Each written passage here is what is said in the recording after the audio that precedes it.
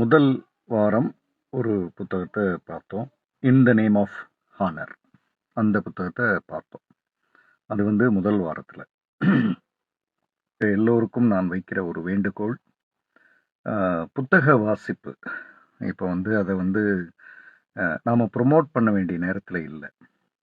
People இன்னைக்கு book fair நடக்குது, புத்தகங்கள் வாங்கப்படுது, புத்தகங்கள் படிக்கப்படுது, புத்தகங்கள் பற்றி டிஸ்கஸ் செய்யப்படுது. ஆனால் இந்த புத்தகத்தை பற்றிய அறிமுகம், டிஸ்கஷன் அனைத்து பக்கங்களுக்கும் போகணும்னா அது நாம் செய்ய வேண்டிய ஒரு வேலையில் இருக்குது. அது எவ்வளவுக்கு எவ்வளவு நாம் இந்த புத்தகத்தை பற்றிய செய்திகளை ஷேர் பண்ண ஆரம்பிக்கிறோமோ, அல்லது சம்பந்தப்பட்ட இந்த புத்தகம் யாருக்கு சிறப்பாக இருக்கும்னு நாம் நினைக்கிறோமோ அவங்கள டேக் பண்ணுற ஒரு விஷயம், அல்லது நம் சார்ந்த குழுக்கள் குரூப்ஸில் பகிர்ற விஷயம், இது சம்பந்தப்பட்ட தொழில் சார்ந்த, அதாவது தொழில் செஞ்சுக்கிட்டு இருக்கிறவங்களா இருக்கலாம், செய்யணும்னு நினைக்கிறவங்களா இருக்கலாம், செய்து கொண்டு நல்லா சிறப்பாக செய்கிறவங்களா இருக்கலாம், இல்லை தொழிலில் கொஞ்சம் நஷ்டம் அடைந்தவர்களாக இருக்கலாம். அவங்க பார்க்க வேண்டிய ஒரு வாசிப்புன்னு தான் நான் இதை யோசிப்பேன். அந்த மாதிரி யார் இருந்தாலுமே அவர்களை நீங்கள் டேக் செய்யலாம். இப்போ இரண்டாவது புத்தகம் மைக்ரோசாஃப்டினுடைய சிஇஓ அப்போது எழுதிய ஹிட் ரெஃப்ரெஷ், அந்த புத்தகத்தை பற்றி தான் நாம் படிக்க போகிறோம். மூன்றாவது முறை இதை நம்ம மற்றவங்களுக்கு சொல்லணும் அப்படின்றதுக்காக மூன்றாவது முறை படிக்கிறது. எனக்காக படிக்கும் பொழுது இது ரொம்ப ஈஸி. ஏன்னா எனக்கு என்ன தேவையோ அதை நான் எடுத்துட்டு அந்த புத்தகத்தை மடித்து வச்சிடலாம். உண்மையிலேயே ரொம்ப சிரமமான விஷயம் ஒரு லைவ் செய்ய போகிறோம் அப்படின்றதுக்காக படிக்கிறது தான். ஏன்னா நல்ல பாயிண்ட்ஸ் எனக்கு சில பாயிண்ட்ஸ் தெரிந்தவைகளாக இருக்கலாம். ஆனால் இங்கே கேட்குறவங்களுக்கு அது முதல் முறையாக அந்த முக்கியமான பாயிண்ட்ஸ் இருக்கக்கூடும். அதனால் அந்த பார்வைகளில் நான் யோசிக்கும் பொழுது நிச்சயமாக இது ஒரு நல்ல புத்தகம். இந்த புத்தகத்தினுடைய ஒரு வாசிப்பை தான் நான் இங்கே பகிர்றதுக்கு இப்போது ஆரம்பிக்கிறேன்.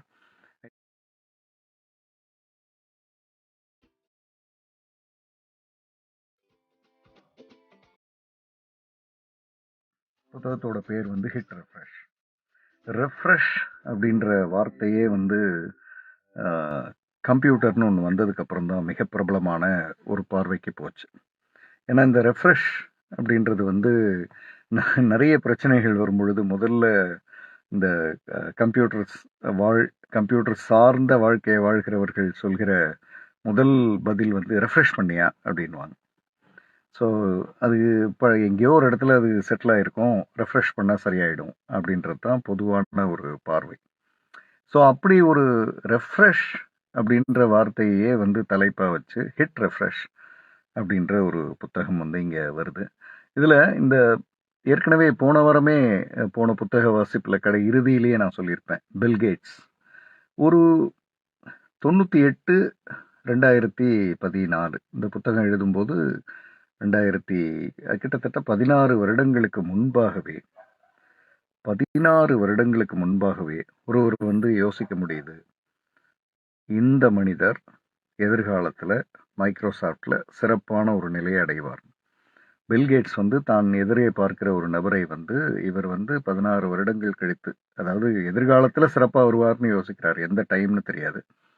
அப்படின்னு யோசிக்கிற ஒருத்தர் 16 வருடங்கள் கழித்து சிஇஓ எக்ஸலண்ட்டான ஒரு பணியை செய்கிறார். புத்தகம் படிக்க படிக்க படிக்க நமக்கு தொழிலை எப்படியெல்லாம் செய்யணும், தொழிலில் எங்கெல்லாம் நாம் தவறு பண்ணுறோம், தொழிலில் எங்கெல்லாம் நாம் இன்னும் நம்மளை சரி பண்ணிக்கணும் அப்படின்ற மாதிரியான நிறைய நல்ல சிந்தனைகள் வர ஆரம்பிக்குது. ஐ திங்க் மீனா அனில்குமார் இங்கே இருக்கீங்கன்னு நினைக்கிறேன். நான் சென்ஸ் இதை ஆரம்பிக்க போகிறேன் அப்படின்றதுனால இந்த லிங்க்கை WAயில் நீங்கள் ஷேர் பண்ணலாம். ஐ திங்க் அனு இருக்கீங்க, யாமினி இருக்கீங்க, ஆர்டிஆர் read.reviewவில் போடலாம். மற்ற குரூப்ஸ் எல்லாம் நீங்கள் எங்கே விரும்புகிறீங்களோ நீங்கள் ஷேர் பண்ணிக்கலாம். யா இப்போ இந்த பில்கேட்ஸ் அவரை பொறுத்து நான் யோசித்த வகையில், இப்போ ஒரு நிறுவனத்தில் ஒருத்தங்க சேர்றாங்க அப்படின்னா எதுக்காக சேருவாங்க? இப்போ நம்ம நிறுவனத்தை ஆரம்பிக்கிறது இருக்கட்டும், முதல்ல ஒரு நிறுவனத்தில் சேர்றது பேசுவோம். ஒரு நிறுவனத்தில் ஒருத்தங்க சேர்றாங்கன்னு வச்சுக்குவோம், அது எதுக்காக இருக்கும்னு நினைக்கிறீங்க? பொதுவாக உங்களோட பதிலை டைப் பண்ணுங்க பார்ப்போம். ஒரு நிறுவனத்தில் நீங்கள் ஒர்க் பண்ணுறீங்க அல்லது ஒர்க் பண்ண போகிறீங்க. அது எதுக்காக இருக்கும்? என்ன காரணமாக இருக்கும்? ஒரு நிறுவனத்தில் நீங்கள் சேருவதற்கான காரணம் என்னவாக இருக்கக்கூடும்?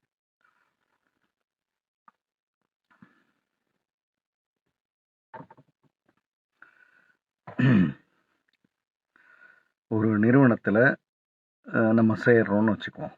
அதுக்கான காரணம் என்னவா இருக்கக்கூடும்? உங்களால் யோசிக்க முடியுதா? டைப் பண்ணுங்களேன். நீங்கள் ஒரு நிறுவனத்தில் இருந்தீங்க அப்படின்னா அதற்கான காரணம் என்னவா இருக்கக்கூடும் அப்படின்னு டைப் பண்ணிங்கன்னா நான் படிக்கிறேங்க. Good salary and future.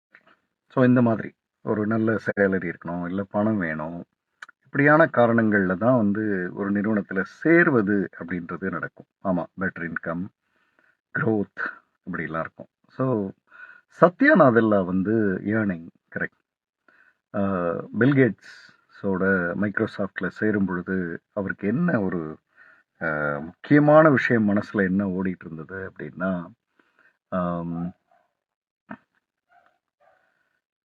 Microsoft வந்து இந்த உலகத்தை மாற்றும், இந்த உலகம் இயங்கக்கூடிய விதத்தை மாற்றும் அப்படின்னு அவர் நம்புகிறார். திரும்பவும் சொல்கிறேன், மைக்ரோசாஃப்ட் அப்படின்ற நிறுவனம் இந்த உலகத்தை நிச்சயமாக மாற்றும், இந்த உலகம் இயங்கக்கூடிய விதத்தை மாற்றும், அதற்காகத்தான் நான் அந்த கம்பெனியில் சேர்றேன் அப்படின்றார். கவனிச்சு பாருங்க, சத்யா நாதெல்லான்றவர் சேரும் பொழுதே எத்தனையோ பேர் சேர்ந்திருப்பாங்க. சேர்ந்த அத்துணை பேரும் இன்னைக்கு வந்து சிஇஓ ஆகலை. மேபி அவர்களுடைய எதிர்பார்ப்புகள் வேறையா இருக்கலாம். ஆனால் சிஇஓ ஆகிற ஒருத்தரோட எதிர்பார்ப்பு என்னவா இருந்திருக்குன்னா, இந்த நிறுவனம் உலக லெவலில் மிகப்பெரிய மாற்றத்தை கொண்டு வரும், இந்த நிறுவனம் உலகத்தினுடைய ஒர்க்கிங் ஸ்டைலை மாற்றும் அப்படின்ற ஒரு பார்வையோடு தான் சேர்றாரு. இன்னைக்கு இதை சொன்னால் நம்மளால் புரிஞ்சிக்க முடியுது. 20 வருஷத்துக்கு முன்னாடி இதை சொல்கிறாங்க ஒருத்தங்க அப்படின்னா, 25 வருடத்துக்கு முன்னாடி ஒருத்தங்க இதை சொல்ல முடியுது அப்படின்னா, அப்போ ஃபோர்சி பண்ணி பார்க்கிற, எதிர்காலத்தை ஃபோர்சி செய்து பார்க்கிற ஒருவரால் மட்டும்தான் ஒரு நிறுவனத்தில் அடுத்த உயரத்துக்கு வர முடியும். சரி, நிறுவனத்தில் சேர்றவங்களுக்கே எப்படி இருக்குன்னா, நிறுவனத்தை நடத்துகிறவங்களுக்கு எப்படி இருக்கணும்? இப்போ நீங்கள் உங்களில் நிறைய பேர் நிறுவனத்தை நடத்திட்டு இருப்பீங்க. உங்களுக்கெல்லாம் எதிர்காலம் பற்றிய, எதுக்காக நிறுவனம் நடத்துகிறோம் அப்படின்னா, நிறைய பேருடைய பதில் வந்து வித்தியாசமாக இருக்கும். என் ப்ராடக்ட் நல்லா விற்கணும், ப்ராஃபிட் வரணும், அடுத்த உயரம் போகணும் அப்படின்றது. என்னுடைய ப்ராடக்ட் வந்து இந்த உலகம் இது நாள் வரை என் ப்ராடக்ட் சார்ந்த ஒரு பகுதி இருக்கு இல்லையா, அதில் இந்த உலகம் இயங்குகிற விதத்தையே அது மாற்றும் அப்படின்ற லெவலுக்கு உங்களால் யோசிக்க முடியுதா? இப்போது இங்கே சுதா நாராயணன் இருக்காங்களான்னு தெரியல, யாராவது ஒருத்தங்க டேக் பண்ணலாம். வாரிசு பார்த்துட்ருக்கேன்னு போட்டுட்டு இருந்தாங்க. ஸோ பாசிபிளி முடிச்சுட்டு இப்போ தான் ரிட்டர்ன் வருவாங்கன்னு நினைக்கிறேன். ஸோ இப்போ சுதா நாராயணன் அப்படின்றவங்க வந்து வைத்திருக்கிற அந்த பொருட்கள், அவர்களுடைய ஃபுட் ப்ராடக்ட்ஸ், இது வந்து சாப்பிட்ற விதயத்தையே தமிழ்நாட்டில் அல்லது தமிழ் சார்ந்த மனிதர்கள் உலகத்தில் இருக்கிறவங்க அல்லது ஹெல்த்தி ஃபுட்ஸை விரும்பக்கூடியவங்க சாப்பிட்ற விதத்தையே மாற்றும் அப்படின்னு அவங்க நினச்சாங்கன்னா, அவங்க வந்து இங்கேருந்து 20-25 வருடத்தில் இந்த நிறுவனம் உலகத்தரமான நிறுவனமாக மாறிடும். இது நான் சொல்கிற ஒவ்வொருத்தங்களுக்கும் அவங்கவுங்க தொழிலை நோக்கி நீங்கள் பொருத்தி பார்த்துக்கலாம். இப்போ WIன்னு யோசிச்சிங்கன்னா, WIயில் வந்து உமன் ஆண்டர்ப்ரனர்ஸை நாங்கள் ப்ரமோட் பண்ணுறோம் அப்படின்னா அது அல்ல நோக்கம். நோக்கம் என்னவாக இருக்கணும்னா, உமன் ஆண்டர்ப்ரனர்ஸ் இந்தியா அப்படின்றது வந்து ஒரு ஒரு ஒரு உலக லெவலில் பெண் தொழில் முனைவோர் எப்படியெல்லாம் இயங்குறாங்களோ அத்துணையும் மாற்றப் போகிற ஒரு அமைப்பை வந்து நாங்கள் நடத்துகிறோம் அப்படின்ற மாதிரி உங்களால் நடத்த முடியுதுன்னா, I think then you are in parallel with Satya Nadella. அப்படி தான் வந்து இந்த நிறுவனத்துக்குள்ளே அவர் வரும்பொழுது இந்த நிறுவனத்தில் சில விஷயங்கள் நடந்துக்கிட்டே இருக்கு. அதாவது இந்த power point presentation, coated suited booted presentations, இதெல்லாம் நடந்துக்கிட்டே இருக்கு. அவர் சத்யா நாதெல்லா அப்படின்றவர் வந்து இந்த நிறுவனத்தில் முதல்ல கையை வைக்கணும்னு நினைக்கிறது வந்து அந்த நிறுவனத்தினுடைய கல்ச்சர். இந்த கல்ச்சர் என்னன்னா, ஒரு மாதிரி ஹைஃபையா நாம் ஏதோ பெருசாக செய்கிறோம் அப்படின்ற மாதிரியான ஒரு பார்வையில் இருக்கிற ஒரு நிறுவனத்தினுடைய எம்ப்ளாயீஸை ரொம்ப சாதாரண நிலைக்கு கொண்டு வரணும் அப்படின்னு அவர் நினைக்கிறாரு. அவர் ஒரு காலகட்டத்தில் படித்த புத்தகத்தில் ஒரு சைக்காலஜிஸ்ட் டாக்டர் ஜெர்வாய்ஸ் அப்படின்ற சைக்காலஜிஸ்ட் அவர் வந்து ஆஹ், ஆஹ், ஒரு கால்பந்து அணி, அந்த அணியை வந்து ஆஹ், ஒரு கோப்பையை வெல்கிற அளவுக்கு கொண்டு வந்து நிறுத்துகிற திறமை படைத்தவர். ஸோ அவருடைய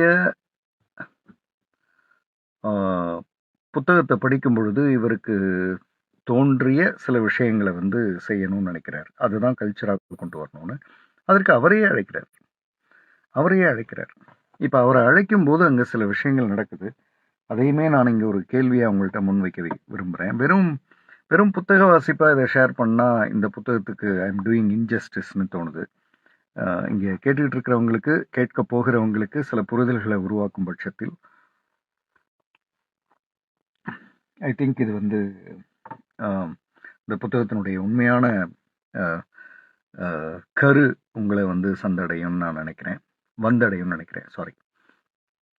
அப்போ நாம் இப்போ நீங்கள் ஒரு நிகழ்ச்சி, ஒரு ட்ரைனிங் ப்ரோக்ராம் மாதிரி, அல்லது ஏதோ ஒரு நிகழ்வை நீங்கள் அட்டன் பண்ணுறீங்க. அந்த நிகழ்வில் மேடையில் இருக்கிற யாரோ ஒருத்தர், உங்களில் யாராவது ஒருத்தங்க மேடைக்கு வரணும் அப்படின்னு கூப்பிட்டா, முதல்ல நீங்கள் போகிறீங்க அப்படின்றவங்க இருப்பீங்க. அவங்கள விட்டுடுங்க.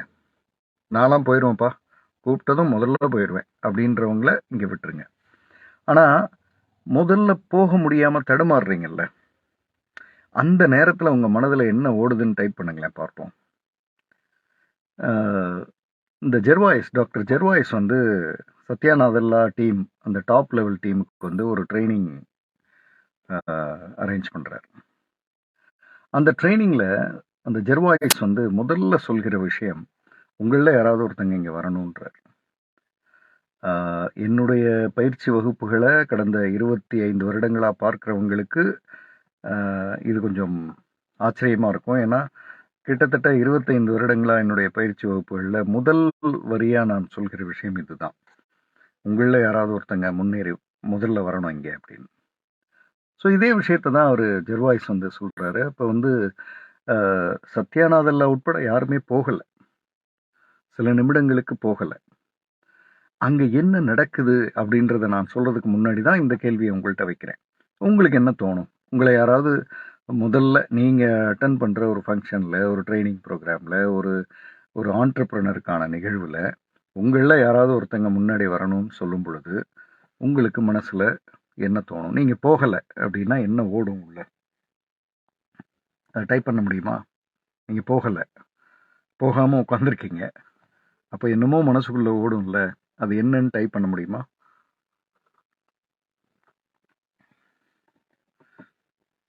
அதாவது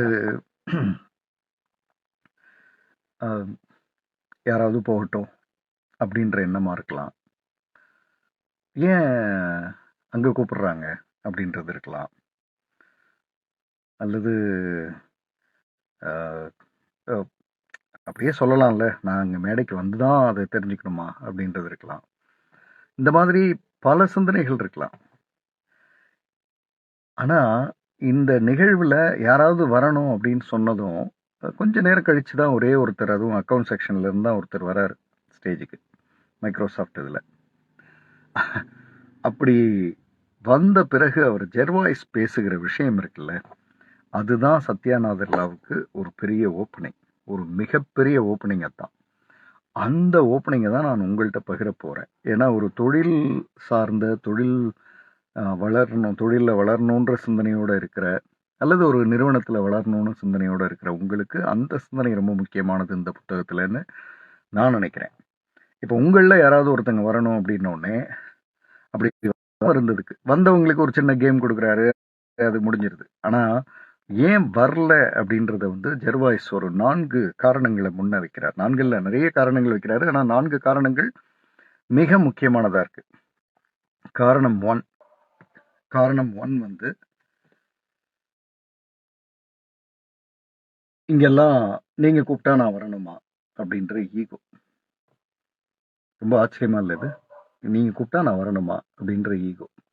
ஸோ நீ கூப்பிட்டா நான் வரணுமா அப்படின்ற ஈகோவை வச்சுக்கிட்டு தான் ஒருத்தங்க தொழிலில் வந்து முன்னேறணும்ன்ட்டு வராங்க. இது சரியா இருக்கும்னு நினைக்கிறீங்க தொழிலில்? அடுத்தது, ஒரு பொது இடத்துல போய் நம்ம நின்னா, நம்ம ஏதாவது சொன்னா, அது தப்பாயிடுச்சுன்னா என்ன பண்றது? அப்படின்ற ஒரு குறுகிய மனப்பான்மை. இத வச்சுக்கிட்டு தொழில்ல ஜெயிக்க முடியுமா என்ன?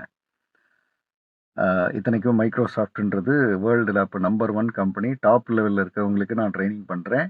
அந்த ட்ரெய்னிங்க்கு உங்கள்ல யாராவது ஒருத்தங்க வரணும்னு கூப்பிடுறேன். ஆனா உங்கள்ல யாருமே வர்றதுக்கு தயாரா இல்ல. ஏன்னா இதெல்லாம் காரணங்கள் அப்படின்னு அவர் எடுக்கிறார். அந்த காரணங்கள் அத்தனையும் உண்மைன்னு சொல்றாரு சத்யாநாதெல்லாம். 3வது காரணமா சொல்றது, நான் வந்து பேசி ஏதாவது தப்பாயிடுச்சுன்னா, நான் புத்திசாலின்ற இமேஜ் இருக்குல்ல, அது உடைஞ்சிருச்சுன்னா அப்படின்னு நினைக்கிறது. நான் ஒரு புத்திசாலி, அது அந்த இமேஜ் போயிடுச்சுன்னா அப்படின்னு நினைக்கிறது. இது வந்து 3வது காரணம். 4வது காரணம், யாராவது ஒருத்தங்க போகட்டும், அப்புறமா நான் போலாம். உலகத்தின் நம்பர் 1 கம்பெனில டாப் லெவல்ல இருக்கிற மேனேஜ்மென்ட் பீப்பிள்ல அ யாராவது ஒருத்தங்க போகட்டும், அப்புறமா நம்ம போவோம். அப்படின்னு நினைக்கிறது இருக்குல்ல. நீங்க எப்படி இன்னோவேஷன பத்தி பேசுறீங்க? இப்படித்தான் அந்த நிகழ்வு ஆரம்பமாகுது. அதுல தான் சத்யநாதல்லாவுக்கு பெரும் ஓப்பனிங் கிடைக்குது. அதாவது நாம ஒண்ணு செய்யணும்னு நினைச்சா முதல்ல நாம அத செய்யணும். நாம வந்து காத்துட்டு இருக்கிறதே நமக்கான ஈகோ, நமக்கான தோல்வி மனப்பான்மை, நம்ம ரொம்ப சுப்பீரியர், நமக்கு எல்லாம் தெரியும், நம்ம முதல்ல போ வேண்டியதில்ல. இந்த மாதிரியான எண்ணங்கள் இருக்கிற வரை நாம எங்க தொழில்ல ஜெயிக்க போறோம்? அப்படின்றதுல இருந்து தான் ஆரம்பிக்கிறாரு. இது அவர் சிஇஓ ஆனதுக்கு பிறகு. இது கிடைச்சு சிஇஓ ஆகல. சிஇஓ ஆனதுக்கு பிறகு தான் இந்த நிகழ்வு நடக்குது. அப்பதான் அவர் முதல்ல மைக்ரோசாஃப்ட்னுடைய கல்ச்சரை உடைக்கணும்னு முடிவு பண்றாரு. இந்த கோட்டட், சூட்டட், பூட்டட் கல்ச்சர்ல இருந்து எடுத்து அனைவருமே சுற்றி உட்கார்ந்து பேசி ஒரு ஃபீட்பேக் கொடுத்து, ஃபீட்பேக் வாங்கி, அதிலிருந்து ஒரு நல்ல உருவாக்கத்தை கொண்டு வரணும் அப்படின்னு முடிவு பண்றார். ஒரு ஒரு சின்ன இன்டர்வியூ ஒன்று நடக்குது. அதில் ஒரு கேள்வி வைக்கப்படுறத உங்களுக்கும் நான் வைக்கிறேன். முடிஞ்சா உங்களுடைய பதிலை டைப் பண்ணுங்க. ஒரு குழந்தை ரோட்ல அழுகுது. நீங்க பார்க்குறீங்க. ஃபர்ஸ்ட் ஸ்டெப் என்ன பண்ணுவீங்க? இதுதான் கேள்வி. யாராவது அதுக்கு பதில் டைப் பண்ணுங்க. ஒரு குழந்தை சாலையில வந்து அழுகுது. ஸோ ஃபர்ஸ்ட் ஸ்டெப் என்ன பண்ணுவீங்க? ஃபர்ஸ்ட் ஸ்டெப் என்ன பண்ணுவீங்க? நான் பேசுறது கேட்குதா? ரொம்ப நேரமா எனக்கு எதுவும் கமெண்ட்ஸ்லாம் இல்ல. நான் பேசுவது கேட்குதா? Is there any yes? அதுக்கப்புறமா மீதி எல்லாவற்றையும் பார்க்கலாம். மீதி எல்லா ரூல்ஸ் அப்படின்றது தான் வந்து சொல்லப்படுது. ஸோ ஒரு ஒரு நிகழ்வு ஒரு நிகழ்வு வந்து ஒரு நிகழ்வு வந்து நடக்கும் பொழுது அந்த நிகழ்வுக்கு தேவையானதை முதல்ல செய்யறது தான் ரொம்ப முக்கியமானதே தவிர, அதுக்கு பிறகு அது இப்படி நடக்கும் அப்படி நடக்கும், அவங்க சொல்லுவாங்க இவங்க சொல்லுவாங்கன்னு யோசிக்கிறதெல்லாம் வந்து ரொம்ப டூ மச் ஆனது அப்படின்ற ஒரு பேசிக்கான ஒரு விஷயத்தை வந்து புரிந்து கொள்கிறார் சத்யநாதெல்லாம். இங்கிருந்து அவருடைய பார்வை வந்து கொஞ்சம் விரிவாக்கம் பெறுது. அவருக்கு திருமணம், ஒரு காதலித்து தான் திருமணம். அதில் ஒரு குழந்தை பிறக்குது. அந்த குழந்தைக்கு வந்து பிரெயின் பேரலிசிஸோட பிறக்குது. ஜெயின் குழந்தை. அந்த ஜெயின் குழந்தையோட பிரச்சனைகள் அவர் சொல்லும் பொழுது மனசு கொஞ்சம் கணக்குது. அதுக்கு கூட அவர் ஒரு அழகான ஒரு வரியை சொல்றார். நாம தமிழ்ல அந்த பாட்டு இருக்கு ஆல்ரெடி. நினைப்பதெல்லாம் நடந்து விட்டால் அப்படின்னு இருக்கும். ஸோ நாம எதிர்பார்க்கிற மாதிரியான விஷயங்கள் இந்த உலகத்துல நடக்கிறது இல்லை. நடக்கிறத புரிந்து கொள்ள வேண்டிய பக்குவத்துக்கு தள்ளப்படுகிற மாதிரியான விஷயங்கள் தான் நடக்குது இந்த உலகத்துல அப்படின்றத ஜெயின் எனக்கு புரிய வச்சாங்க அப்படின்னு அவர் சொல்றாரு. ஸோ அப்ப அது அது வந்து ஒரு மிகப்பெரிய புரிதலா நான் இந்த புத்தகத்துல பார்க்குறேன். எதிர்காலத்தை பத்தி நான் சத்யாநாதெல்லா சொல்கிற ஒரு விஷயம் வந்து ரொம்ப யோசிக்க வைக்கக்கூடியதா இருக்கு. அது என்னன்னா, ஃபியூச்சர் அப்படின்றது எப்பவுமே கண்ணுக்கு முன்னாடி இருக்கிற ப்ரெசன்ட் தான். மீண்டும் சொல்றேன், the future is in front of us. The future is always in front of us. The present decides it. எதிர்காலம்ன்றது என்னைக்கோ வர்றது இல்லை, கண்ணுக்கு முன்னாடி இருக்கிறது தான் எதிர்காலம். இதை சரியா செஞ்சா எதிர்காலம் நம்மை நோக்கி வந்துடும் அப்படின்னு சொல்லப்படுகிற விஷயம் வந்து ரொம்ப ரொம்ப யோசிக்க வைக்க வேண்டிய விஷயமா இருக்கு. அது வந்து நம்ம வந்து ரொம்ப யோசிக்கணும் அப்படின்றது தான்.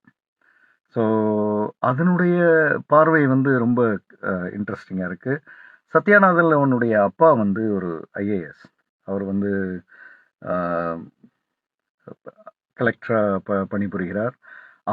அவரோட ஒரு நல்ல பழக்கம் வந்து கான்ஸ்டன்ட்டா புத்தகம் படிக்கிறவர்.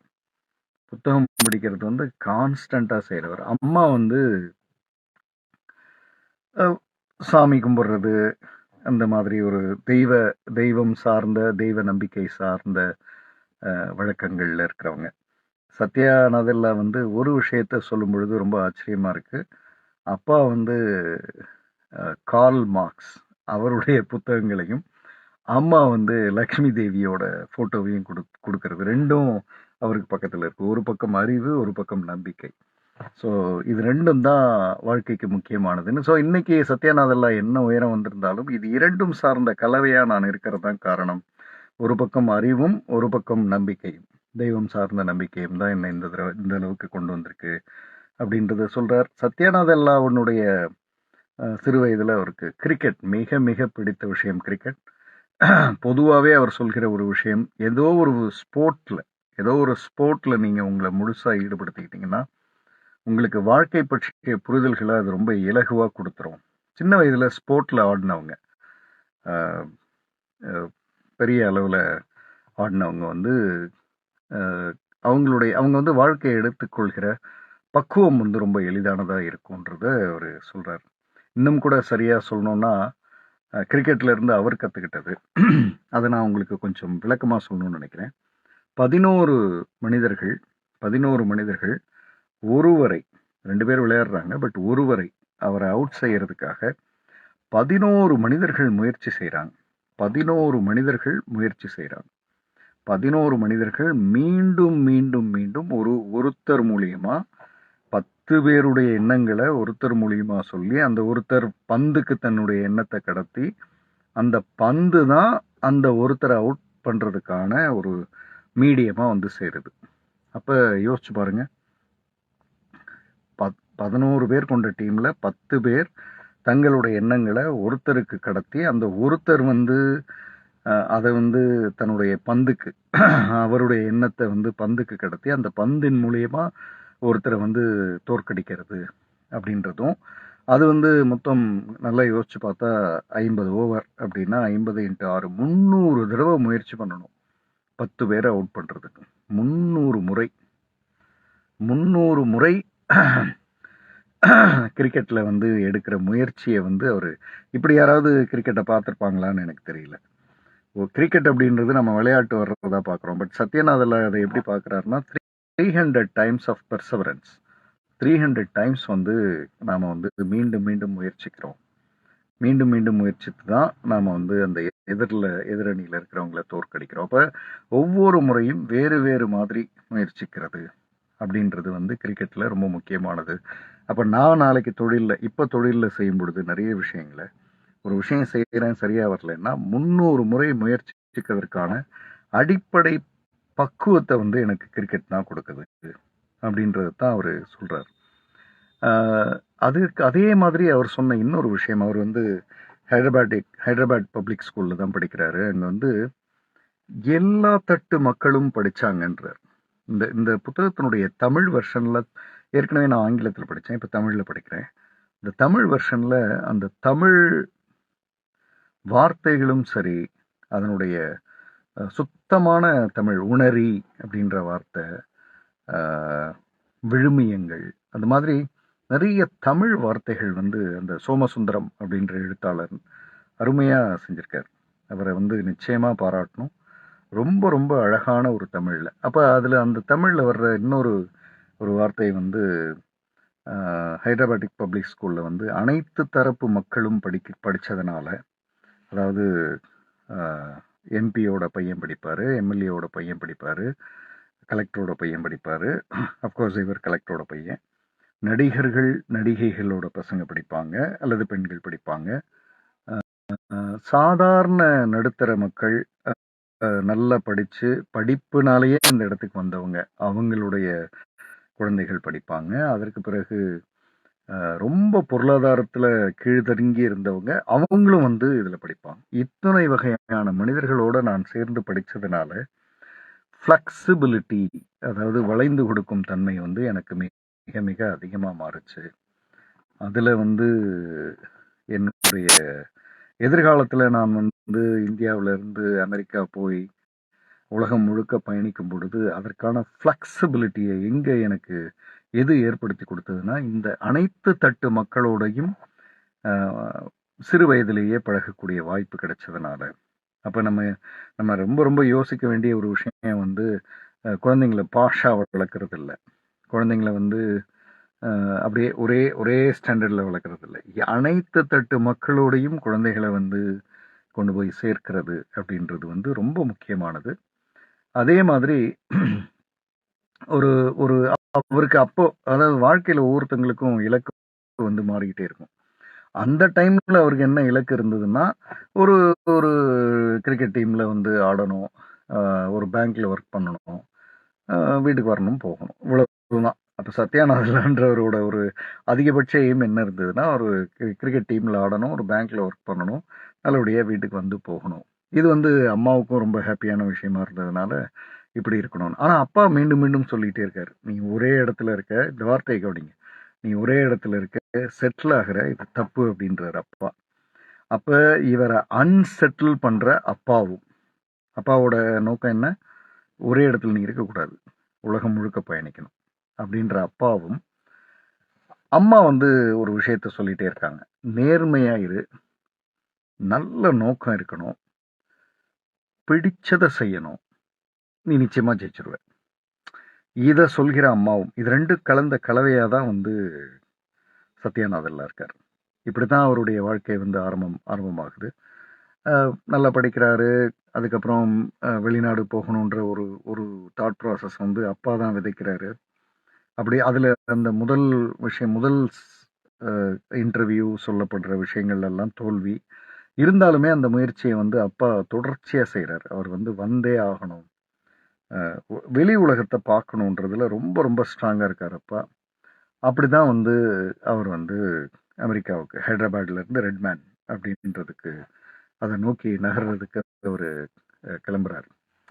இதில் அவர் அங்கேருந்து வந்து இனிமே உலக பார்வைக்கு போயிடலாம். இதுவரை அவரோட பேசிக்ஸ் அப்படி பார்த்துக்கிட்டு இருந்தோம். இந்த உலக பார்வை வந்து ரொம்ப முக்கியமானது. இந்த உலக பார்வையில் ஒரு ஒரு ஒரு காம்படிட்டரை வந்து, இப்போ மைக்ரோசாஃப்டில் அவர் சேரும் பொழுது அவருக்கு என்ன இருந்ததுன்றது நான் சொல்லிட்டேன். புத்தகத்தை பற்றி பேசணுன்னா 1 மணி நேரம் பத்தாது. நான் அங்கங்கே எனக்கு கிடைத்த முக்கியமான விஷயங்கள், நல்ல விஷயங்கள் சொல்லணுன்றதோடு இதை பேசிகிட்டு இருக்கேன். ஸோ அதில் இவர் சொல்கிற ஒரு விஷயம் வந்து காம்படிட்டரை வந்து நீங்கள் மரியாதையாக பார்க்கணும், ஆனால் அவங்கள பார்த்து பிரமிக்கக்கூடாதுன்றார்.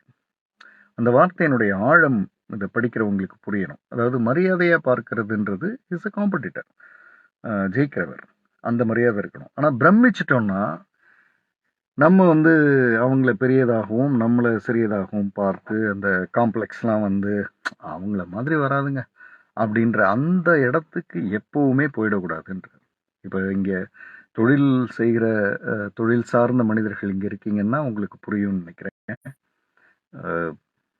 காம்படிட்டர்ஸை மரியாதையாக பார்க்கணும், ஆனால் அவங்கள பார்த்து நாம் பிரமிக்க வேண்டியதில்லை. ஏன்னா அதை விட பிரம்மாண்டமான விஷயங்களை செய்வதற்கு அனைத்து தகுதிகளும் நம்மகிட்ட இருக்கு அப்படின்னு அவர் சத்யநாதன்ல முழுமையாக நம்புறார். அதே மாதிரி டீமை பொறுத்தளவு, இப்போ இவர் வந்து நீண்ட காலம் ஒர்க் பண்ணுறாரு. அதுக்கப்புறம் ஒரு கட்டத்தில் இவரை வந்து சிஇஓவாக அறிவிக்கிறாங்க. அந்த சிஇஓவாக அறிவிக்கிறதுக்கு முன்னாடி ஏகப்பட்ட என்ன சொல்லலாம், யார் வருவாங்க அப்படின்றதுக்கு ஏகப்பட்ட பெயர்கள்லாம் பரிசீலித்த போதும் இவர் தான் வந்து ஃபைனலாக வரார்.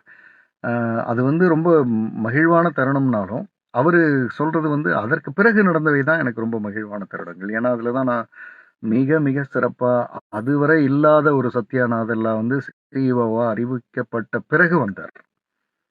அப்படியான ஒரு ஒரு இடத்துக்கு வந்து அவர் வந்தார். அதில் தான் அவர் ரொம்ப முக்கியமான ஒரு லைன் சொல்கிறார், if an intelligent person not keeping the team first, டீமை வந்து ஃபர்ஸ்ட்டாக வச்சுக்காமல் ஒரு இன்டெலிஜென்ட் பர்சன் இருக்காருன்னு வைங்களேன், அதனால டீம் கொலாப்ஸ் தான் ஆகுன்றார். இதை வந்து அவர் மைக்ரோசாஃப்ட் பில்கேட்ஸ்லேருந்தே எடுக்கிறார். இப்போ பில்கேட்ஸ் வந்து தானே எல்லாம்னு நினச்சிருந்தாருன்னா இந்த நிறுவனம் இவ்வளோ உயரம் வந்திருக்காது. அவர் வந்து ஒரு காலகட்டம் வரை ஒர்க் பண்ணாரு. ஒரு காலகட்டத்துக்கு அப்புறம் அத அடுத்தவர்கள்ட்ட குடுக்க ஆரம்பிச்சாரு. அது வந்து டீம் தான் இல்ல. அவரு பிரில்லியன்ட்டா இருக்கலாம். அவர் பிள்ளையார் சொல்லி போட்டிருக்கலாம். ஆனா டீம் கிட்ட குடுத்தாரு. டீம் கிட்ட குடுத்ததுனால தான் இது வந்து அடுத்த உயரத்த நோக்கி இது நகர்ந்தது. இந்த இந்த இந்த ஒரு அ வளர்ச்சி. மைக்ரோசாஃப்ட்ன்ற ஒரு பிரம்மாண்ட வளர்ச்சி வந்து அதிலிருந்து தான் நடந்தது. இத வந்து அவரு ஒரு கிரிக்கெட்ல நடந்த சம்பவத்தோட ரிலேட் பண்றாரு. இங்க இருக்கிறவங்க எல்லாம் அ இந்த பர்ட்டிகுலர் விஷயத்த கேட்கணும். கேட்பீங்களா? எஸ்ன்னு டைப் பண்ண முடியுமா? ஏன்னா இந்த இந்த பர்ட்டிகுலர் விஷயம் வந்து தொழில்ல இருக்கிறவங்களுக்கு ரொம்ப முக்கியமானதா நான் நினைக்கிறேன். விளையாட்டுன்னு தான் நம்ம கிரிக்கெட்ட பார்க்குறோம். பட் சத்யா நாதெல்லா அதுல இருந்து நெறைய விஷயங்கள கத்துட்டு இருக்காரு. அவர் ஒரு முறை வந்து ஒரு மேட்ச் விளையாடும் பொழுது பவுலிங் போடுறாரு. அது வந்து கன்னா பின்னான்னு அடிக்கப்பட்டுள்ளது. இவர் ஆஃப் ஸ்பின்னர். என்னென்னமோ முயற்சி எல்லாம் பண்றாரு. அது வந்து கன்னா பின்னான்னு அடிச்சு பேட்ஸ்மேன்ஸ் வந்து அ ரன்ஸா போயிட்டே இருக்கு. அப்போ கேப்டன் வந்து இவர கூப்பிடுறாரு.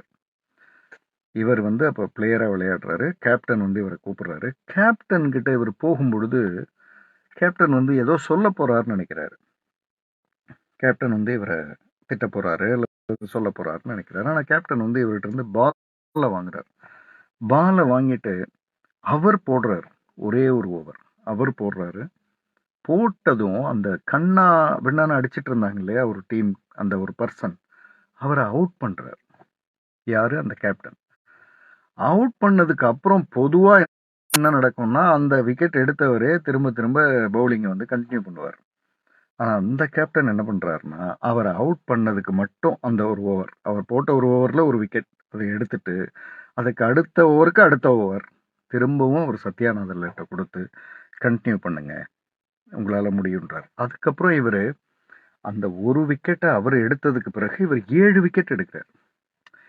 சத்யநாதல்லா என்ன அதுல கத்துக்கிறாரு அப்படின்னா, நம்மளால முடியல அப்படின்னும்போது அந்த கேப்டன் வந்து முடியாத விஷயத்த செஞ்சு குடுத்துட்டு நகர்ந்துட்டார். அதுக்கப்புறம் நம்மளோட திறமை வந்து 7 பேர அவுட் பண்ண முடியிற திறமை வெளியில வந்துருச்சு.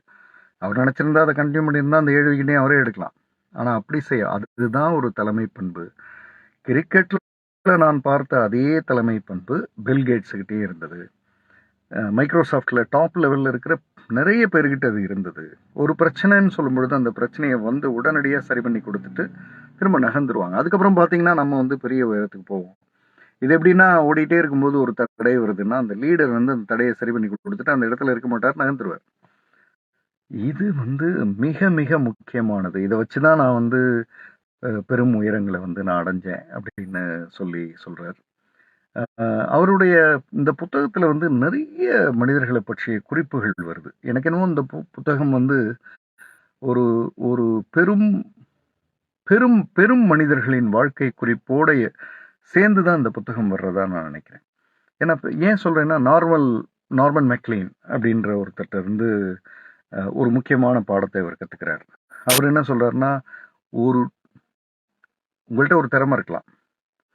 அந்த திறமைய உங்களால அந்த டீமுக்கு கன்வே பண்ண முடியுதா?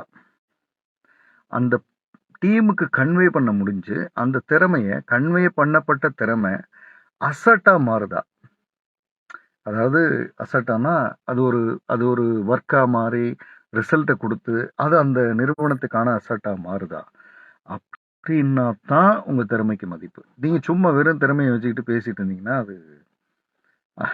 அதனால எந்த பிரயோஜனமும் இல்ல. ஒரு திறமை உங்கள்ட்ட இருக்குன்னா, அது வந்து அது வந்து ஒரு ஒரு உங்களால அத கம்யூனிகேட் பண்ண முடியுதா? உங்க திறமைய மற்றவர்களுக்கு புரியிற வகையில அத சொல்ல முடியுதா? சொல்லி அத அடுத்த உயரத்துக்கு கொண்டு போக முடியுதா? அப்டின்னா நீங்க வந்து கரெக்ட்டான பாதையில போறீங்க.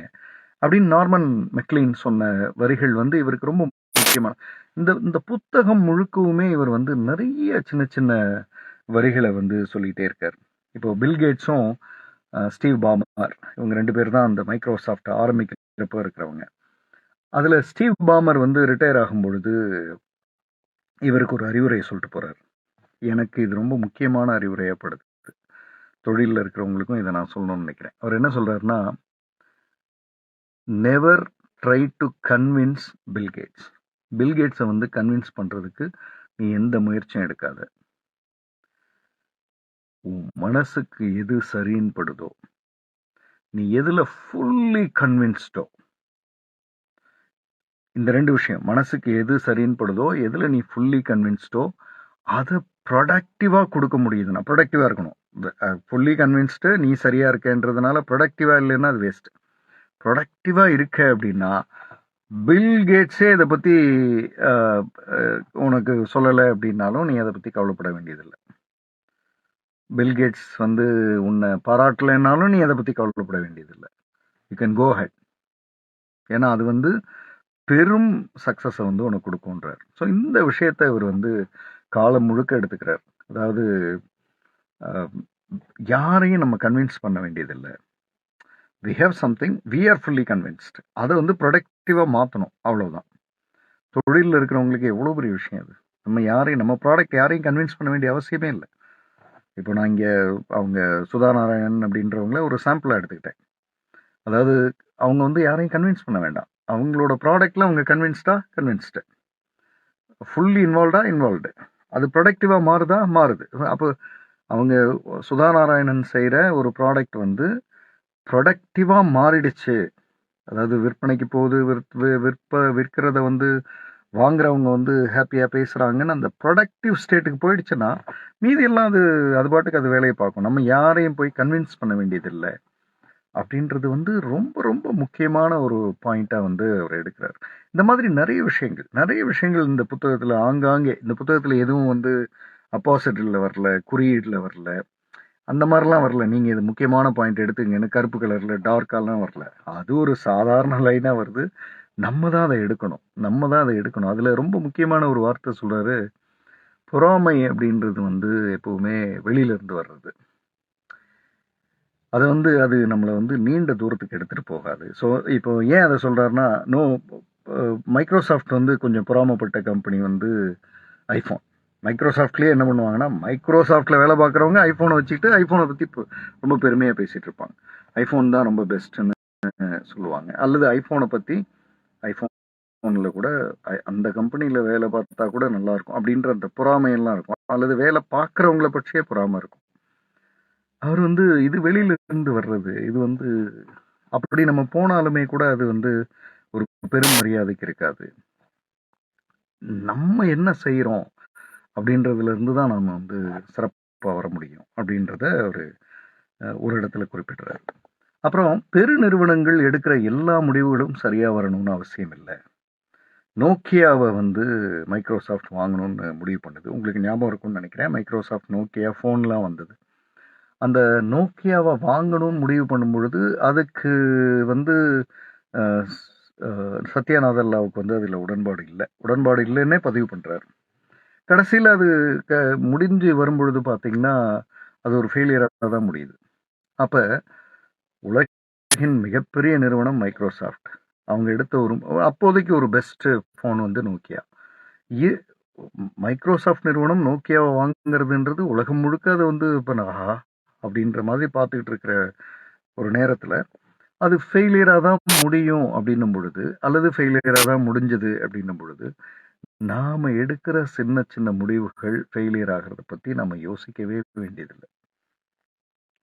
அது ஒரு பெரிய தவறே இல்லை. நீங்கள் ஒரு தொழில் செய்கிறீங்க, நாம் ஒரு தொழில் செய்கிறோம், அதை வந்து நான் வந்து சரியாக செய்யாமல் போயிட்டேனே, ஐயோ இது இப்படி ஆயிடுச்சே அப்படின்னு நம்ம யோசிக்கவே வேண்டியதில்லை.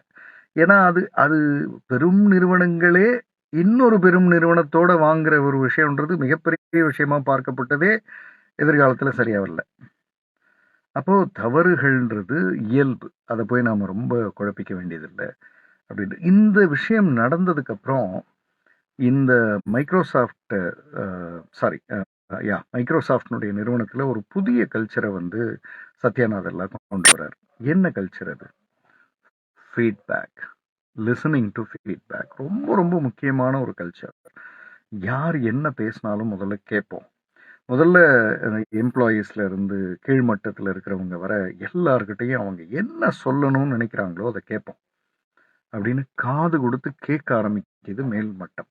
அதாவது டாப் லெவல் மேனேஜ்மெண்ட் வந்து ஃபீட்பேக் வந்து கேட்க ஆரம்பிக்குது. இனிஷியலாக இதுக்கு ஒரு ரெசிஸ்டன்ஸ் இருந்தது. எப்பவுமே அப்படி தானே, புதுசாக செய்கிற எதுக்கும் ஒரு ரெசிஸ்டன்ஸ் இருக்கும்.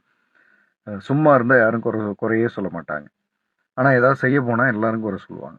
அது மாதிரி இவர் ஒரு விஷயத்தை செய்யலாம் அப்படின்னும் போது அவர் வந்து கேட்கலாம், இந்த ஃபீட்பேக்கை கேட்போன்றதுக்கு ரெடி ஆகிறார். இந்த ஃபீட்பேக்கை கேட்க ஆரம்பிக்கும் பொழுது தான் ஒரு விஷயம் அவருக்கு புரியுது. நாம் ஒரு விஷயத்தை முழுமையாக சரியாக செய்யணும் அப்படின்றத விட சீராக சரியாக செய்யணுன்றது நல்லதுன்னு நினைக்கிறார். அதாவது பெரிய பிரச்சனைகள் எங்கே வருதுன்னா, இப்போ மைக்ரோசாஃப்டை வாங்கும்போது, நோக்கியாவை வாங்கும்பொழுது அது வந்து அப்படியே கம்ப்ளீட்டாக மார்க்கெட்டே நமக்கு வந்துடணும் அப்படின்றதுல தான் பிரச்சனையானதாக அவர் யோசிக்கிறார். அதற்கு பதில் அதை வந்து நம்ம கொஞ்சம் சீராக சின்ன சின்ன விஷயமா யோசித்து இதை செயல்படுத்தணும்னு செய்திருக்கும் பட்சத்தில் அது அநேகமாக சக்ஸஸ் கூட ஆகியிருக்கக்கூடும் அப்படின்றது அவருடைய பார்வையாக இருக்குது. ஸோ அந்த வார்த்தை ரொம்ப அழகான ஒரு வார்த்தை. முழுமையை காட்டிலும் சீர்மை நல்லது. எவ்வளோ அழகான ஒரு தமிழ். முழுமையை காட்டிலும் சீர்மை நல்லது. இப்போ நீங்கள் ஒரு தொழில் பண்ணுறீங்க, அது எல்லாம் அப்படியே கரெக்டாக வரணுன்றதை விட சீராக சரி பண்ணிக்கிட்டே வர்றது அப்படின்றது தான் வந்து மிகச்சிறந்த விஷயம் அப்படின்னு நான் சொல்லலை. மைக்ரோசாஃப்டில் சிஇஓ இருந்த சத்யாநாதெல்லாம் 25 வருட அனுபவத்துக்கு பிறகு சொல்கிறாருன்னா அந்த வார்த்தையில், அந்த வரியில் நமக்கு என்னமோ முக்கியமானது இருக்குதுன்னு அர்த்தம். பையன் நம்மளோட இப்போ வீட்டில் இருக்கிற பையன் பொண்ணு வந்து முழுமையாக சரியாகணும்னு அவசியம் இல்லை, சீராக சரியாயிட்டு இருந்தால் நல்லது. நிறைய நிறைய ஆழமான வார்த்தைகள். அதே மாதிரி அந்த ஃபீட்பேக் கேட்குறதுன்னு எல்லாருக்கிட்டையும் கேட்க ஆரம்பித்ததுக்கப்புறம் அந்த டிஸ்கஷனில் தான் வந்து நிறைய விஷயங்கள் எனக்கு கிடைச்சது. மைக்ரோசாஃப்ட் வந்து சத்யாநாதன்ல வந்ததுக்கப்புறம் மிகப்பெரிய உயரத்தை அடைந்ததுக்கு காரணமே தன்னுடைய தொழில் சம்பந்தப்பட்ட அத்துணை பக்கங்கள்லையும் இருக்கிற மனிதர்கள்ட்ட பின்னூட்டங்களை கேட்டது, ஃபீட்பேக் கேட்டது. நம்ம கேட்குறோமா? இதை வந்து நம்ம யோசிக்க ஆரம்பிக்கணும். அடுத்தது வந்து இவருடைய முக்கியமான இன்னொரு பாயிண்ட் வந்து ஹியூமன் பீயிங்ஸை பற்றி அவர் புத்தகம் படிக்கிறதுல சளைக்கிறதே இல்லை. சத்யாநாதன்ல வந்து சளைக்கிறதே இல்லை. இன்னும் சரியாக சொல்லணும்னா அவர் வந்து எனக்கு ஒரு நிமிடம் டைம் கொடுக்கணும். நீங்கள் பேசிகிட்டே இருக்கிறதுல தொண்டை வந்து இதாகும். ஸோ நான் அப்பப்போ இந்த ஹாட் வாட்டர் அது சாப்பிட்றது வந்து சரியாக இருக்கும். ஒரு நிமிடம்.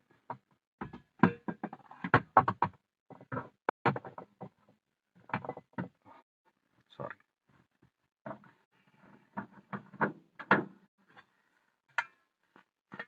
ஒரே நிமிடம். சாரி.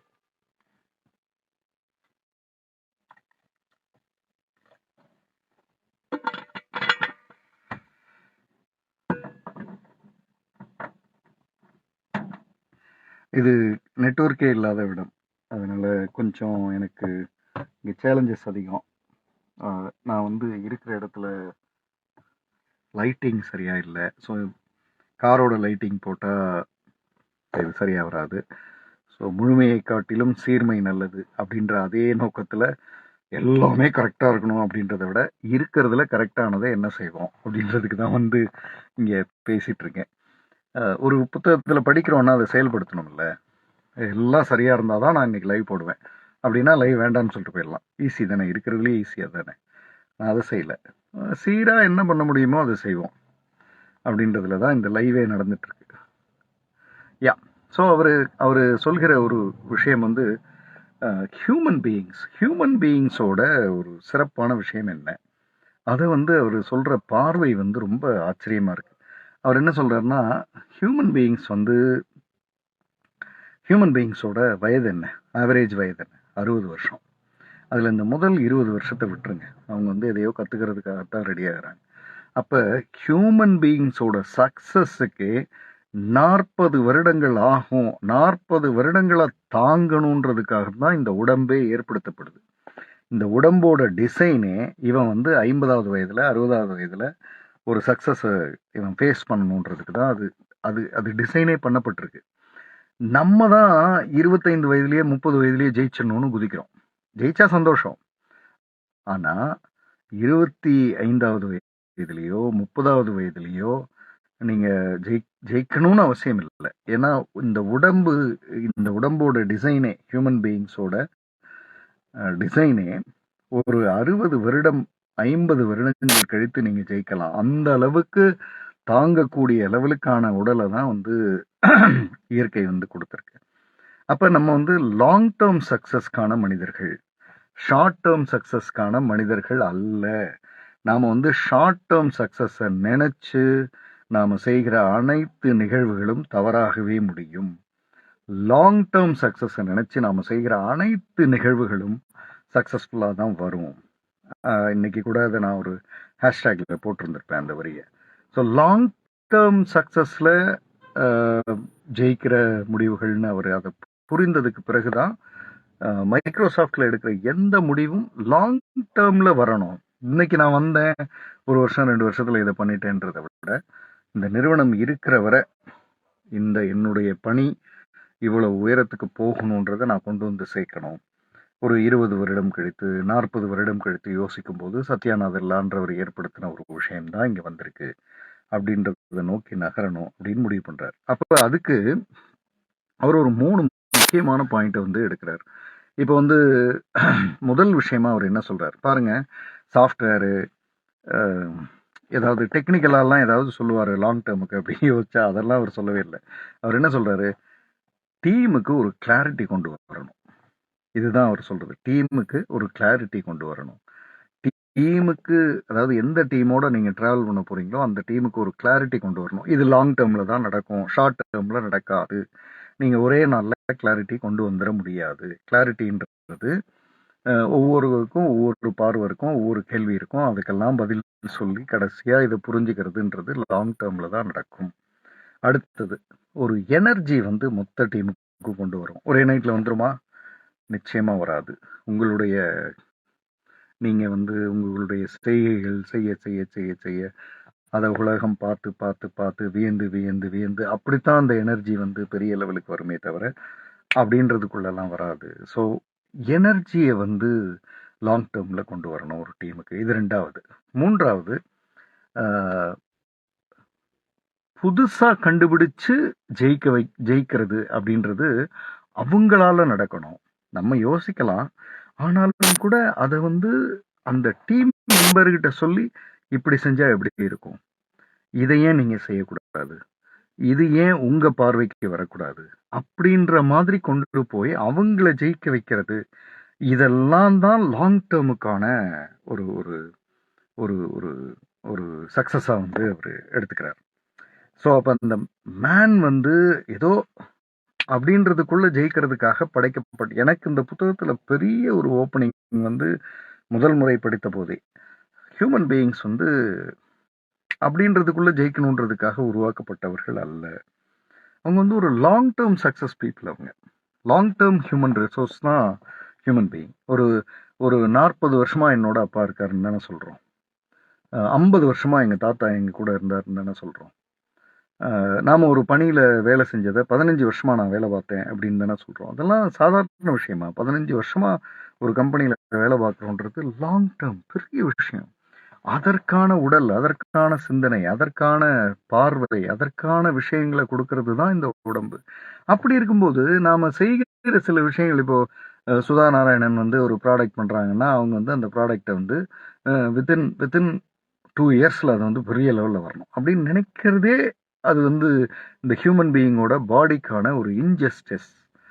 அது வந்து இப்போ 2023 மேபி 2043ல அது வந்து உலக லெவலில் ஒரு நம்பர் 1 நிறுவனமாக வந்து நிற்கலாம். அந்த ஈவா அப்படின்றது அப்படின்னு. இப்போ நான் ஏன் அவங்க ஒருத்தங்களை சொல்கிறேன்னா, அவங்க ஒருத்தங்களை சாம்பிளாக எடுத்து சொல்கிறேன். இந்த மாதிரி ஒவ்வொருத்தங்க இங்கே இருக்கிறவங்க ஒவ்வொருத்தங்க கூடவும் நான் பேசினா அவங்களோட தான் சொல்லுவேன். யாரோ ஒருத்தங்களை பற்றி எடுத்துக்குவோம் அப்படின்றத வச்சு நான் சொல்கிறேன்.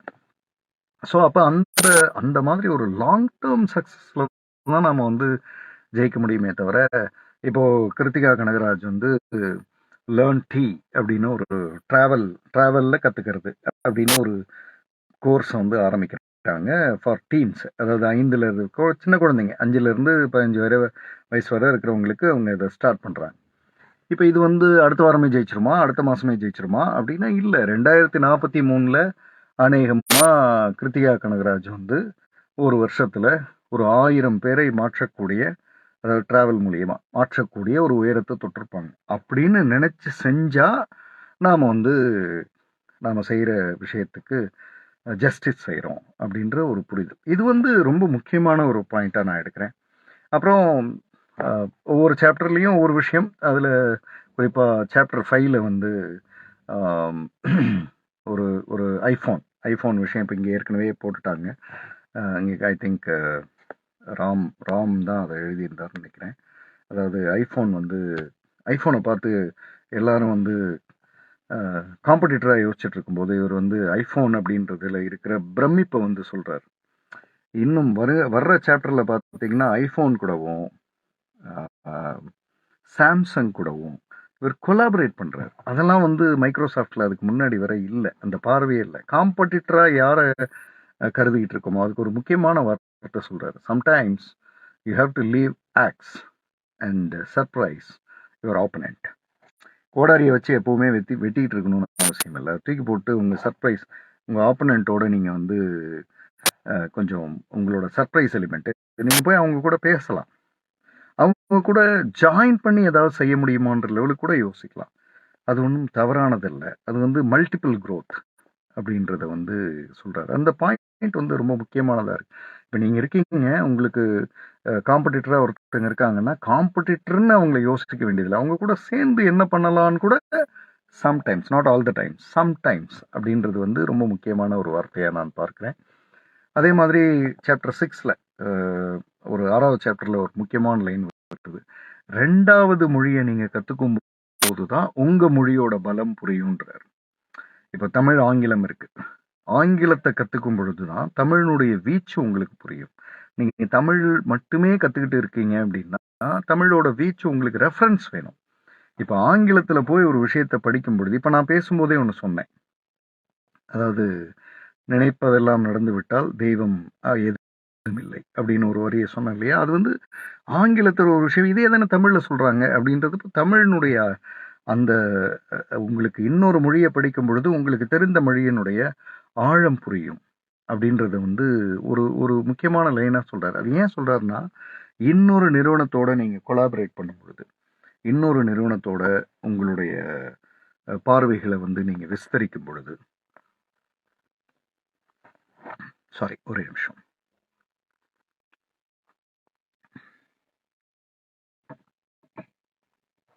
உங்களோட உண்மையான ஸ்ட்ரென்த்ஸ் வந்து தெரிய வரும். இன்னொரு நிறுவனத்தோட நீங்கள் வந்து இணைந்து செயல்படும் போது தான் நாம் யார், நாம் எப்படி என்ன செய்கிறோம் அப்படின்ற விஷயங்கள்லாம் தெரிய வரும்ன்றத வந்து அது ஒரு சாப்டரில் ஒரு முக்கியமான பார்வை வைக்கும். இன்னொரு முக்கியமான சாப்டர் வந்து அவர் ஒரு அழகாக ஒரு ஒரு ஒரு அதாவது அதுதான் நான் அந்த முழுமைன்றதை விட சீர்மைன்றது மூலியமாக தான் இதெல்லாம் வருதுன்னு நான் நினைக்கிறேன். அவர் என்ன சொல்கிறாருன்னா, டெலகிராம் இருந்தது.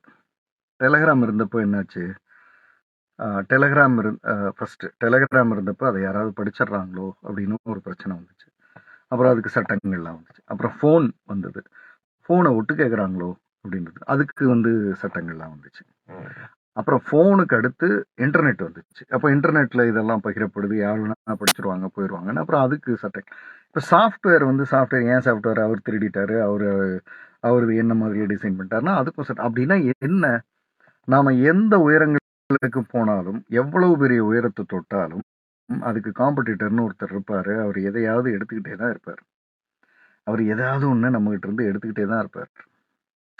அதுக்கு ஒரு பிரச்சனை வரும், அதுக்கு ஒரு லா வரும், இது நடந்துகிட்டே தான் இருக்கும். இப்போ சாஃப்ட்வேர்னு இருக்குது, இதுக்கு அடுத்தது அவர் வந்து இந்த இதில் 2 விஷயங்களை ரொம்ப முக்கியமானதை பேசுகிறாரு. அது வந்து ஒன்று வந்து ஆர்டிஃபிஷியல் இன்டெலிஜென்ஸ், ஏஐ.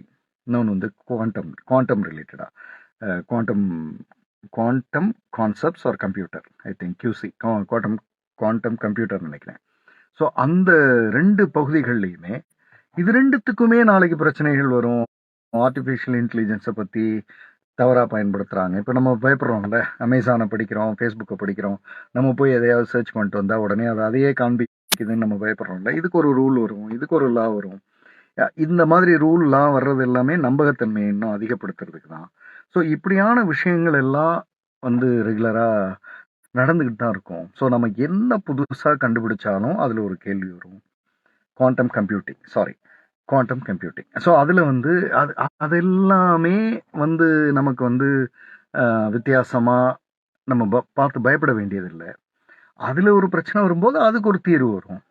அப்போ நாம் முன்னேறிக்கிட்டே இருக்கிறது மட்டும்தான் நம்ம மனசில் இருக்கணும். இப்போ நீங்கள் வந்து நாளைக்கு ஒரு முயற்சி எடுக்கிறீங்க, தொழிலில் இருக்கிறவங்க நாளைக்கு ஒரு முயற்சி எடுக்கிறீங்க, அந்த முயற்சி வந்து சரியா வரல, என்னொன்னே அது சரிப்படுத்துறதுக்கு என்னமோ ஒன்று நடக்கும். இப்படி இப்படி ஏதோ ஒன்று நடந்துக்கிட்டே இருக்கும். யா இந்த மிக்ஸ்டு ரியாலிட்டி கூட கலப்பு மெய்மை அப்படின்ற தமிழ் வார்த்தையை பயன்படுத்துகிறார். ரொம்ப ரொம்ப தமிழ் வார்த்தை வந்து ரொம்ப நல்லா இருக்கு இந்த புத்தகத்தில். இந்த ரா சோமசுந்தரம் அவர் எழுதிய அவருக்கு வந்து நிச்சயமாக என்னுடைய வாழ்த்துக்கள். யாராவது இங்கே இருக்கிறவங்க அவருடைய தொடர்பில் இருந்தீங்கன்னா நிச்சயமாக நீங்கள் வந்து அவருடைய பேரை டேக் பண்ணி கொடுக்கலாம், அல்லது இந்த லிங்க் அவருக்கு அனுப்பலாம்.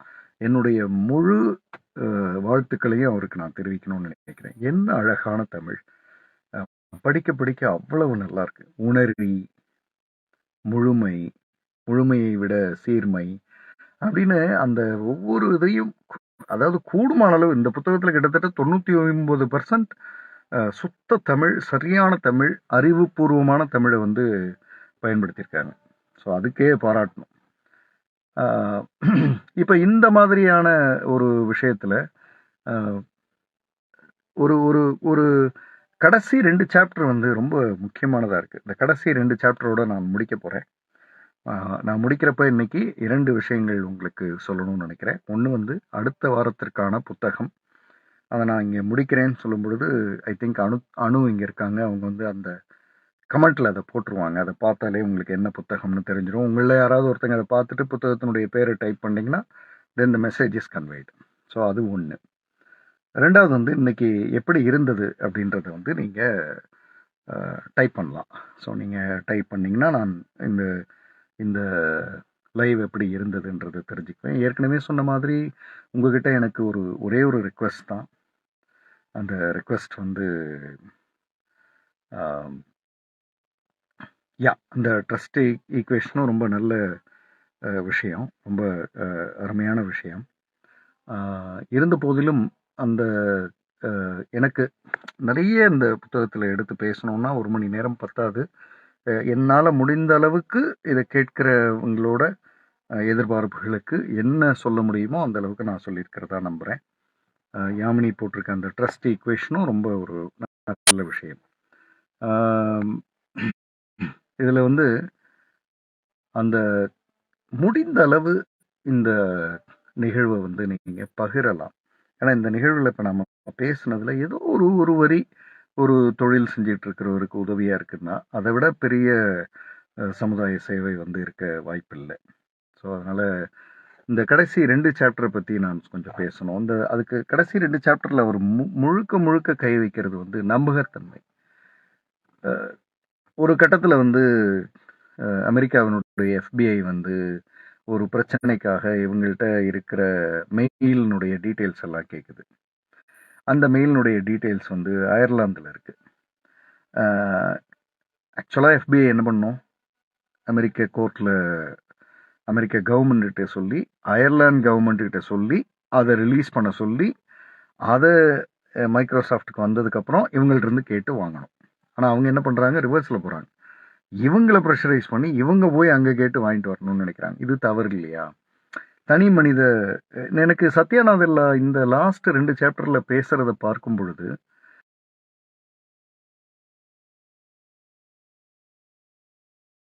நம்முடைய தகவல்கள் வந்து சரியான இடத்துல தான் இருக்குது. அந்த தகவல்களை வந்து அவங்க வந்து பத்திரமா பாதுகாக்கிறதுக்கு இந்த நிறுவனங்கள் பத்திரமா பாதுகாக்கிறதுக்கான அனைத்து முயற்சிகளையும் எடுத்துக்கிட்டு தான் இருக்காங்க. மனிதர்கள் அங்கங்கே தவறு செய்யலாம், ஏதாவது தவறுகள் நடக்கலாம். ஆனால் அப்போ கூட நம்பகத்தன்மைன்னு ஒன்று இல்லைன்னா இந்த ஆர்டிஃபிஷியல் விஷயங்கள் காணாமல் போயிடும் அப்படின்றத வந்து இவர் வந்து மைக்ரோசாஃப்ட் சத்யாநாதனில் வந்து ரொம்ப ரொம்ப சிறப்பாக வந்து இதை அவர் சொல்லிகிட்டே இருக்கார். ஸோ எனக்கு அந்த கடைசி 2 சாப்டரில் நான் படிக்கும் பொழுது எனக்கு சாஃப்ட்வேரை பற்றிய நம்ம தகவல்கள்லாம் இங்கே போயிடுமோ அங்கே போயிடுமோ அப்படின்னு நம்ம என்னென்னமோ நிறைய பேசுகிறோம் இல்லையா? அதெல்லாம் தாண்டி அதெல்லாம் கடந்து இல்லை இவங்க சரியாக தான் செய்கிறாங்கன்ற ஒரு நம்பிக்கை வருது. ஒரு ஒரு புத்தகத்தில் வந்து வெறும் நம்பிக்கையை வர்றதுக்காக எழுதிட முடியாது. அதற்கான எஃபர்ட்ஸ் எடுத்திருந்தா தான் அதை சிறப்பாக எழுத முடியும். அப்படி பார்க்கும் பொழுது என்னுடைய தகவல்கள்ன்றத ஓரளவுக்கு அதாவது இடையில இருக்கிற மனிதர்கள் பணத்துக்கு ஆசைப்பட்டோ வேற எதுக்கோ ஆசைப்பட்டோ அவங்க வந்து தகவல்களை லீக் செய்யலாம், தகவல்களை யாரோ ஒருத்தங்க எடுத்துடலாம், இதெல்லாம் நடந்துட்டு இருக்கலாம், இதெல்லாம் நடக்காம இருக்காது. ஆனா தகவல்கள் அனைத்தும் நம்பகத்தன்மையோட இருந்தாதான் நமக்கு பிசினஸ், இல்லைன்னா நம்ம பிசினஸ் போயிடும். அதை நாம சரியா வச்சுக்கணுன்றதுக்கு தான் டாப் லெவல் முழுக்க முழுக்க முழுக்க முயற்சி பண்ணுது. அதுல எந்த மாற்றமும் இல்லை அப்படின்றத வந்து ரொம்ப ஆணித்தரமா கடைசி 2 சாப்டர்ல வந்து மீண்டும் மீண்டும் மீண்டும் சொல்லப்படுறத கவனிக்கிறேன்.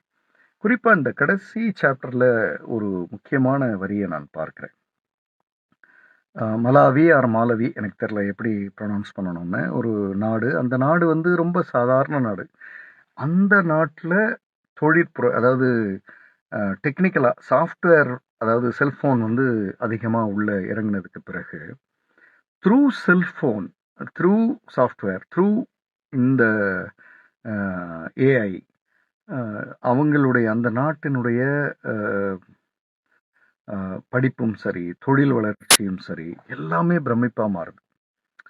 ஸோ இதை வந்து இவர் கோடிட்டு காட்டுறாரு. அதாவது நம்ம வந்து ஸ்க்ரீன் டைமை வந்து நமக்கு அகெயின்ஸ்ட் அப்படின்லாம் சொல்லி என்னமோ இதை செல்ஃபோனை வந்து ஒரு எதிரி மாதிரியே பார்த்துட்டு இருக்கோம். ஆனால் செல்ஃபோன் மூலியமா ஒரு படிக்கவே முடியாத குழந்தை படிக்குது. ஒரு ஒரு ஒரு தகவல் வந்து அதுக்கு தெரியறதுக்கு 25 வருஷம் கழிச்சு தான் உலகத்துக்கு வந்து தெரிஞ்சுக்கணும்னு நினைக்கிறத ஒரு ஒரு 10வது வயதுலையோ 15வது வயதுலையோ அது தெரிஞ்சிருது. இதுக்கு இன்னொரு பக்கமும் இருக்கு, தேவையில்லாத தகவல்களும் இருக்கு, இல்லைன்னு சொல்லலை. ஆனால் நான் நல்லா படிக்கணும்னு நினைக்கிற ஒரு பையன் 25 வருஷம் கழிச்சு அது தெரிஞ்சுக்கணும்னு அவசியம் இல்லை. 5வது வயதுலையோ 8வது வயதுலையோ அது தெரிஞ்சுக்கலாம் அப்படின்ற ஒரு பார்வை வந்து மலாவி நாடுன்றத வந்து அவர் ஒரு சாம்பிளா சொல்றாரு. அது கூடவே இன்னொன்று சொல்றாரு அவர். இந்த உலகத்தினுடைய, எனக்கு அது ஒரு நல்ல தகவலாகவும் இருந்தது, ஜெர்மனி மட்டும்தான் இந்த மாதிரியான ஆர்டிஃபிஷியல் இன்டெலிஜென்ஸு, சாஃப்ட்வேர் ரிலேட்டடான விஷயங்கள், இது எல்லாவற்றையும் மேக்சிமம் யூஸ் பண்ணியிருக்கு. தொழிலுக்கும் சரி, எஜுகேஷனுக்கும் சரி. ஜெர்மனி தான் வந்து டாப் மோஸ்டாக இருக்குன்றார். இவங்க இருக்கிறது அமெரிக்காவில், அவங்க செய்கிறாங்க, இல்லைன்னு சொல்லலை. ஆனால் ஜெர்மனி மாதிரி உலகத்தில் இந்த லேட்டஸ்ட் இன்னோவேஷன்ஸை உடனடியாக வாங்கி தங்களுடைய நாட்டில், தங்களுடைய கல்வியில், தங்களுடைய தொழிலில், தங்களுடைய வேலை அரசாங்க வேலை நிர்வாக சீர்திருத்தங்களில் ஜெர்மனி மாதிரி உலகத்தில் கொண்டு வர்ற நாடு எதுவும் இல்லை. அதுதான் டாப்பில் இருக்குது. ஆச்சரியமாக அவங்கள்ட்ட தான் ப்ரொடக்டிவிட்டியும் நல்லா இருக்குது. அப்போ ஜெர்மனியில் ப்ரொடக்டிவிட்டி நல்லா இருக்குன்றதுக்கு பல காரணங்கள் இருக்கலாம். அதில் ஒரு காரணம் வந்து இந்த மாதிரியான செயற்கை தொழில்நுட்பமான விஷயங்கள், சாஃப்ட்வேர் ரிலேட்டடாக என்னென்னலாம் கண்டுபிடிக்கப்பட்டிருக்கோ அதையெல்லாம் அவங்க வந்து அதிகமாக யூஸ் பண்ணுறது அப்படின்ற இடத்துக்கு வந்து இந்த புத்தகம் முடிவுக்கு வருது. படித்து முடிக்கும் பொழுது யாரோ ஒரு சிஇஓ நம்மக்கிட்ட நேரடியாக பேசிகிட்டு இருந்த மாதிரி இருக்கு. ஏதோ என்னமோ அப்படின்ற மாதிரி இல்லை, நம்மக்கிட்ட ஒரு சிஇஓ நேரடியாக பேசிகிட்டு இருந்தாருன்ற மாதிரியே தான் இது இருக்குது. மிகச்சிறப்பான ஒரு புத்தகம். நிச்சயமாக இது இந்த வாசிப்புலேருந்து உங்களுக்கு ஏதோ ஒரு வரியாவது கிடைச்சிருக்கும்னு நான் நம்புகிறேன். இந்த நிகழ்வு எப்படி இருந்ததுன்றதை நீங்கள் டைப் பண்ணலாம். பேரலாக அணு வந்து அடுத்த வாரத்துக்கான புத்தகம் என்னன்றதை இப்போ ஸ்க்ரீனில் உங்களுக்கு கமெண்ட்டில் போட்டுருவாங்க, அதையும் நீங்கள் பார்க்கலாம். அதை யாராவது பார்க்குறவங்க மேபி டைப் பண்ணிங்கன்னா நான் தெரிஞ்சுக்கிறேன். அதையும் நீங்கள் உங்களுக்கு அந்த தகவல் வந்து சேர்ந்துருச்சுன்றது தெரிஞ்சுக்கிறேன். எப்படி இருந்தது நிகழ்வு அப்படின்ற உங்கள் ஃபீட்பேக்கை கேட்குறதுக்கு நான் ஆர்வமாக இருக்கேன். ஒரு ஒரு ஒரு பொதுவாகவே புத்தக வாசிப்பு வந்து ரொம்ப முக்கியமான ஒரு விடயமாக நான் பார்க்குறேன். புத்தக வாசிப்பு மாதிரி ஒரு எக்ஸலண்ட்டான விஷயம் இந்த உலகத்தில் இருக்க வாய்ப்பில்லை. அப்படி இருக்கிற புத்தக வாசிப்பில் ஒரு ஒரு நல்ல விடயமா முதல் புத்தகம் வந்து ஒரு பெண் ஆளுமை தனக்கு இழைக்கப்பட்ட அநீதிக்கு எதிராக பொங்கி எழறதுல இருந்து. இந்த புத்தகம் வந்து ஹைதராபாத்ன்ற ஒரு இந்திய நகரத்துல இருந்து உலகம் முழுக்க பறந்து அஹ், நிறைய மாற்றங்களை கொண்டு வந்த அஹ், சத்யா நாதெல்லா அவர்களை பற்றிய அவர் எழுதிய ஹிட் ரெஃப்ரெஷ் புத்தகம் அப்படின்றதும் இந்த 52 வாரங்கள்ல மூன்றாவது புத்தகமா வர்றது.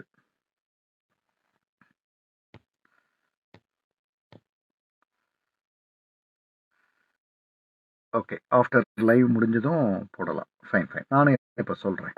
யா, okay, image option not coming. Fine fine. Yeah, இப்போ இது எப்படி இருந்ததுன்றதை நீங்கள் டைப் பண்ணுறீங்க.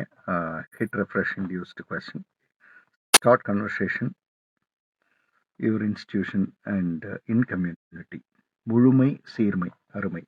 அந்த லைன் வந்து முழுமையாக இருக்கிறத விட சீர்மையாக இருக்கிறது நல்லதுன்றது வந்து ரொம்ப ஒரு தமிழ்லையும் சிறப்பாக மொழிபெயர்க்கப்பட்ட ஒரு வாக்கியம்னு சொல்வேன். நான் அதனால தான் சொல்கிறேன், மீண்டும் மீண்டும் ஒரு பெரிய புத்தகத்துக்கு வந்து ஒரு வரி போதுமானது. அந்த ஒரு வரிக்காகத்தான் நம்ம இவ்வளோ தேடுறோம். அதே மாதிரி மனித உடல் வந்து 60 வருஷ சக்ஸஸ்க்கானது.